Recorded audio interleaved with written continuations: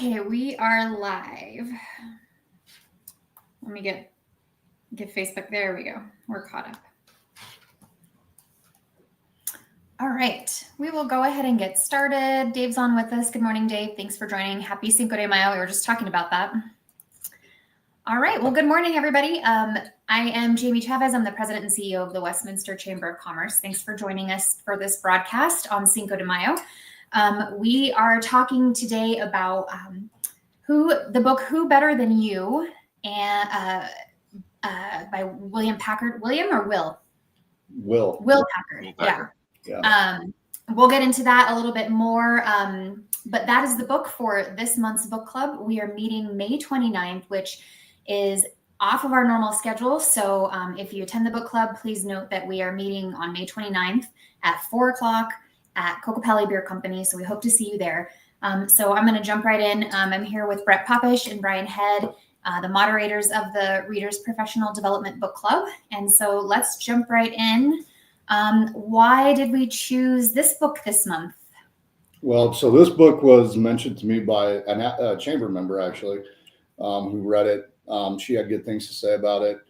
I read a synopsis, and honestly, it's a little bit different of a book than what we've been reading. Some of the books we've been reading, although good, can sometimes be a little dry. And this one is certainly not that, in the respect that there's a lot of storytelling that goes along with the points being made. So in my mind, I mean, it's funny. It's definitely entertaining by, getting across a point, multiple points, actually. So I'm enjoying it so far, that what I've read. I never knew who Will Packard was, and who knew that he was like this unknown Hollywood mogul. I didn't know. Yeah, definitely. I was telling Brett, I usually prefer to read the paper books so that I can make notes and highlight and do all the things because I'm dork. But I'm glad that I did the audio version of this book because it's just really entertaining. Like, there's sound effects, and I don't know, in the paper book, does his wife jump in with her little quibs? Does that happen in the paper book? No. No, in the paper book, there's sections where it has like a narrator talking. Yeah. If you're watching a movie and you have a narrator coming in, and the narrator comes in to like either bring context or bring down the level of exaggeration. Yes. The guy is a storyteller, that's for sure. But it's certainly entertaining. But yeah, it sounds like the audiobook might be a little more entertaining than the physical book. Yeah. It's a lot of fun. The narrator, same thing in the audio, pops in to add context. This one I like because it is a lot of fun. There's some great context, but he does it in a way that's funny, and he's telling stories about celebrities and things that you've heard of. And so Brett and I were talking about this a while ago. I don't typically put a lot of stock in or take a lot of advice from Hollywood types, but Will Packard has a great way of just giving really valuable lessons in a funny and engaging way that's entertaining to either listen to or read. Yeah, I'm enjoying it so far. I think to me, it's a surprise how much I'm enjoying it. But at the same time, I don't think it would have been recommended to me if the person that did thought it was boring. So yeah, it's definitely a different take on a book than what we've been reading, which I think is a good mix. We've kind of read, I don't want to call them dry necessarily, but some of these books tend to be a little dry, kind of the same message overall. And this one's just a little different. So if you haven't attended a book club, this is the book to do it with because it's fun. Yeah. I think we're going to have some good conversations about it. I'm really enjoying it, actually. There's a few books. I think I have two favorite professional development books. One of them we haven't read in the book club because it's more for women. It's called Likeable Badass. It's a great book. I took so much out of that. And then this one I'm taking so much out of too because I think it just really lands with where I am professionally right now. And the advice that he gives, I think, is just really hitting. But I started it. It's called The Art of Healthy Arrogance and Dreaming Big. And so even that title, I was like, that's an interesting title, The Healthy Arrogance and Dreaming Big.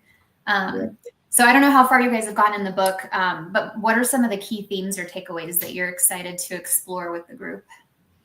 The Kevin Hart story cracked me up. Now I know that's the very first story, and I don't want to spoil it. I mean, I don't want to like give things away, but the Kevin Hart story, it's kind of eye opening because the whole point of that story is you have to plan ahead for everything.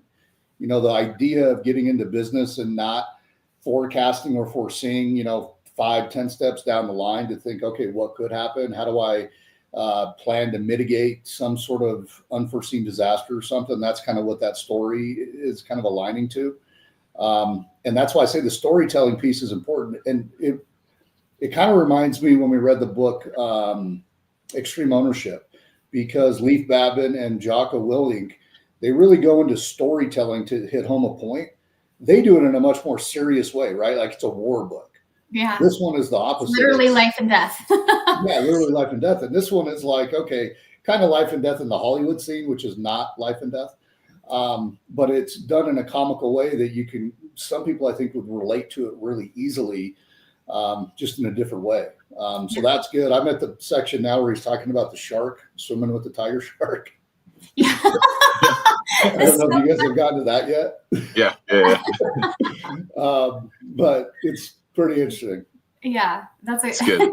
There's 3 so far. I'm about 2/3 of the way through. There's 3 that really stood out to me that were pretty close succession. But one is pushing beyond good, like go bigger than that. The other one is the fortuitous no. I loved that. Like the art of the pivot, I think is the sub chapter, but just that it's just a different way to look at rejection or no. I mean, there's a lot of us that are in sales, and so I think that'll apply to us. And just any time that you have an idea or a dream, and then somebody puts an obstacle in your path. And then another one, there's no one better than you to get your dreams started. I think a lot of times we kind of hinge on, if this happens, then my dream, then I can pursue my dream. And that section kind of just puts it on you to like, you're the driver. You're in the driver's seat of your dreams. It's who better than you to rely on. Don't look to somebody else to make those come true. Go get them yourself. So, and all of those points are illustrated again with funny stories and stories that are engaging. And even though he's dealing with Hollywood types and kind of larger than life personalities, you can boil it down to, I've had some of these same experiences with my crazy friends too, or that kind of thing. So it's not unrelatable just because he's talking about celebrities. Well, the other thing too that I'm starting to realize with this book, so Will Packer doesn't come from like a family. It's not a family business. He doesn't have a parent or grandparent or sibling or something in Hollywood that helped him get his jump start. There's no nepotism involved with his career, right? And his career, and he talks about it again. I'm on page 65, 70, something like that. But he talks about how he had to break through and do things out of the ordinary to get the results and to get where he's at. And that applies to anybody starting a business when you're trying to figure out, how do I get successful? How can I make a mark? How can I do this? And it really comes down to getting out of your comfort zone, doing things you don't normally think of doing. But it's up to you to push through and make that happen. No one's going to come do it for you, right? Mm-hmm. Talking about getting that movie Toi played in all these theaters that nobody wanted. I mean, just simple things like that. It's pretty interesting. Yeah, and I like that pushing beyond the good section. I think he uses the example of when he made the honor roll, and his goal was just to make the honor roll, which was the AB honor roll. And he shows his mom, and she looks at it as like, hey, you could get straight A's next time. And you think about that as like, oh, that's kind of a jerk response. But the way he responded to it was, he had never thought it was possible for him to get straight A's, but now that he had done the good thing, he could do the great thing. And I kind of walked away from that chapter thinking, how often do we do that in our lives? Like, you expect, hey, this is what good looks like for me, and you don't open your mind to the possibility that there's levels above that you could get to. So again, just kind of funny stories that illustrate things that we all go through. Yep. Yeah. Exactly. The book is really filled with funny stories and good stories. Like, he was the producer on the was it the I don't know the difference between the shows because I don't pay attention. But the Grammys, is that the one where Will Smith slapped Chris Rock across the face? Opposite. Oh yeah, you got it right. Oh, the Oscars. The Oscars. Oscars, Thank you. yeah. So he was like the producer on that one Oscars. He's like, okay, well, this happened. It's just a really great story. And then he ties these like really funny, really good stories back to lessons that are very valuable. So yeah, very entertaining book. I'm enjoying it quite a bit. Yeah. So what I would say to the people out there, if you've been to the book club, you plan on going, you're going to enjoy it. But for those of you that might not have ever joined it, this would be a good one to join in on just because it's fun. Conversation on this one's going to be rather lively. I guarantee it. So we're going to have some fun with it. We laugh way too much at these book club meetings. And that's after reading some of these more dry books. Like this one's going to get rowdy. Yeah, for sure. Be a good time. All right. Well, let's see. Anything else that either of you want to mention about this particular book or the book club in general? Maybe for people who haven't come yet and should show up. Yeah, I mean, if you haven't come yet, we don't bite. We're very welcoming. We're not going to judge you. Everybody gets a seat at the table, and honestly, we like to go around and really get to know people and kind of learn what you learn from the book.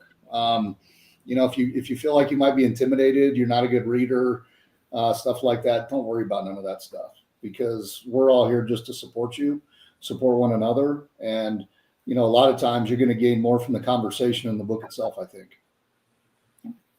Yeah, I would echo that. It's a lot of fun. We have great dynamic in the room. Even people that are coming from the first. Nice, Parker. I do sometimes bite Parker, but it's a topic for another time. Yeah. But it's a lot of fun. Even people that have come for the first time have had a good time and they just jump right in. And it's like Brett said, you don't have to be the best reader in the world. There's no test or anything like that. It's just a time to have a conversation. And my favorite thing, I say it every month, is you can come to the meeting with your takeaways from the book and that kind of thing. And then your mind just opens up so much more as we're going around and other people are talking about their takeaways or how they're going to apply different things.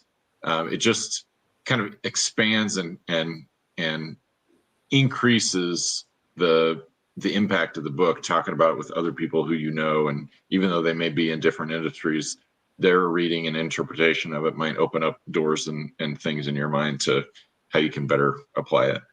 Yeah. Yeah. And it kind of ties everybody together too. I think particularly this book, one of the themes is that we're all salespeople. Everyone's a salesperson at some level, right? Some of us are literally salespeople like Bryan, and some of us are, Brett and I are sales. We're selling our businesses and our organizations, and everybody's doing that at some level. And so the book club is a fantastic way to just connect with people that you wouldn't normally connect with. Yeah. Yeah. And to go back to Bryan's point too, it's interesting how we can all read the same book. It's kind of like we all watch the same movie sometimes and we get different things from it. Yeah. That's what's cool about the conversation with the book club, because we're reading the exact same story, right? But everybody's interpreting it a little differently depending upon where they're at in their life, where they're at in their business. And that's where the power is, honestly. So I encourage you all to come. Yeah. And I think the funny thing about this book is that as we're going around, some of us are going to be the Will Packer of the story, and some of us are going to be the Kevin Hart. And so, Right, I think you're the Kevin Hart. Conversations too. You're the unpredictable one with the time constraint. Right. Yeah, I'm the one trying to drag Kevin Hart out of the party. Right. Like we've got stuff to do. Right. All right. Well, good conversation. Thank you both. And I hope everybody joins us again, May 29th, 4 p.m., Kokopelli Beer Company. Read the whole book, read part of the book, don't read the book at all. I mean, you should read the book, but whatever your situation is, come join us and have a good conversation, and we'll see you there. Yeah. Thanks, everybody. See y'all. Have a good one.